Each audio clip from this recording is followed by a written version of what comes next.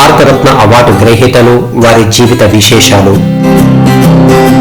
Bharat Ratna JRD Tata France దేశంలోని Paris నగరంలో 29 July 1904న Ratanji Dadabhai Tata Suzanne దంపతుల నలుగురి పిల్లలలో రెండవ వాడిగా జన్మించారు.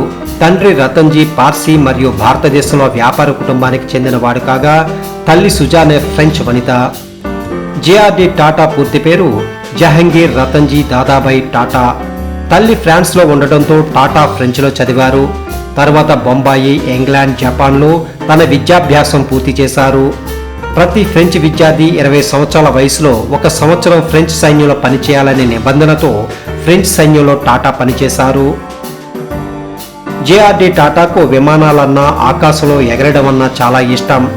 ఆ ఆసక్తితోనే పైలట్ పరీక్షలు రాసి ఉత్తీర్ణుడైన మొదటి భారతీయుడిగా రికార్డు సృష్టించారు. తరువాత మొట్టమొదటి ఇండియన్ పైలట్ అయ్యారు. విమానాల మీద మక్కువతో 1932లో భారతదేశంలో తొలి వాణిజ్య విమాన సేవలను అందిస్తూ టాటా ఎయిర్లైన్స్ ను స్థాపించారు. ఇదే 1946లో ఎయిర్ ఇండియాగా మారి భారత విమానయాన రంగానికి బాటలు వేసింది. 1948లో ఎయిర్ ఇండియాలో మొదటి అంతర్జాతీయ సేవలు ప్రారంభించారు. జేఆర్డి టాటాను భారత పౌర విమానయాన పితామహుడిగా పిలుస్తారు. 1953లో భారత ప్రభుత్వం ఎయిర్ ఇండియా చైర్మన్ గాను, board of Indian airlines director గాను నియమించింది. 1930లో జేఆర్డి టాటాకు తెల్మావి కాజీతో వివాహం జరిగింది. అయితే వీరికి సంతానం లేదు. 1925లో కుటుంబ వ్యాపార సంస్థ టాటా అండ్ సన్స్ లో అప్రెంటిస్ గా చేరి 1938లో 34 సంవత్సరాల వయసులో ఆ సంస్థకు చైర్మన్ గా బాధ్యతలు చేపట్టారు. తన ఆధ్వర్యంలో టాటా సంస్థను భారతదేశంలోని అతిపెద్ద పరిశ్రమల సంస్థగా నిలబెట్టారు. Steel, engineering, power, chemical, hospitality వంటి రంగాల్లో ప్రవేశించి విజయం సాధించారు. 1945లో టాటా మోటార్స్ ను స్థాపించి భారత మోటారు రంగంలో విప్లవాత్మకమైన మార్పులు తెచ్చారు. 1957లో టైటాన్ వాచ్ కంపెనీని స్థాపించారు. హెచ్ఎంటి, ఆల్విన్ల తర్వాత దేశంలో ఇది 3వ వాచ్ కంపెనీ. భారతదేశ వాచీల మార్కెట్లో 60% వాటాతో సుమారు 40 దేశాలలో టైటాన్ వాచ్లు అమ్ముడవుతున్నాయి. 1964లో టాటా టీ ఉత్పత్తులను ప్రారంభించారు. ఇది ప్రపంచంలో టీ ఉత్పత్తి మరియు పంపిణీలో 2వ స్థానంలో ఉంది. 1968లో టాటా కంప్యూటర్ సర్వీస్ ను ప్రారంభించి 44 దేశాల్లో సుమారు 200 శాఖలతో విస్తరించేలా చేశారు జేఆర్డి టాటా. 1954లో వోల్టాస్ పరిశ్రమను స్థాపించారు. ఇది ఏసీలు, రిఫ్రిజిరేటర్స్, ఇంజనీరింగ్ విభాగాల్లో తనదైన ముద్ర వేసింది. ఇలా ఎన్నో కొత్త పరిశ్రమలు నెలకొల్పి ఉద్యోగుల భద్రతకు, వారి అవసరాలకు ప్రాధాన్యతనిస్తూ టాటా సంస్థను శిఖరాల మీద నిలిపి 1991లో చైర్మన్ పదవి నుంచి వైదొలిగారు జేఆర్డి టాటా.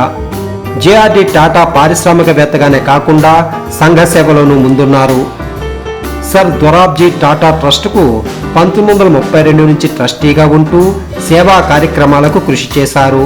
1941లో బొంబాయిలో ఆసియాలోనే మొదటి cancer hospital Tata memorial centre of cancer research and ట్రీట్మెంట్ను స్థాపించి వైద్య రంగంలో సేవలు చేశారు.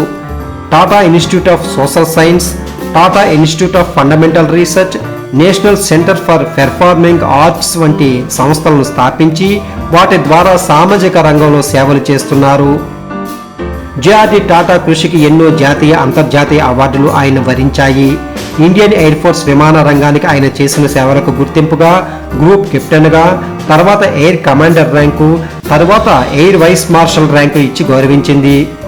అంతర్జాతీయ విమాన సంస్థ ఎడ్వర్డ్ వార్నర్ అవార్డు, ఫ్రెంచ్ ప్రభుత్వం లెజియన్ డి హానర్ అవార్డు, 1955లో పద్మవిభూషణ్ అవార్డు, వాణిజ్య విమాన సేవలకు గుర్తింపుగా టానీ జన్నుస్ అవార్డు, భారతదేశంలో కుటుంబ నియంత్రణ కార్యక్రమాల కృషికి గాను యునైటెడ్ నేషన్స్ పాపులేషన్ వంటి అవార్డుతో పాటు 1992లో భారతదేశ అత్యున్నత పౌర పురస్కారం భారతరత్న అవార్డును కూడా జేఆర్డి టాటా అందుకున్నారు.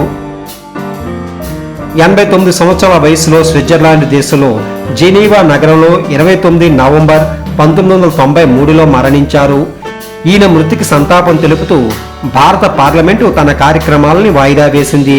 పార్లమెంటు సభ్యుడైతేనే పార్లమెంటు వాయిదా వేస్తారు. జేఆర్డి టాటా పార్లమెంటు సభ్యుడే కాకపోయినా ఈ అరుదైన గౌరవాన్ని పొందారు.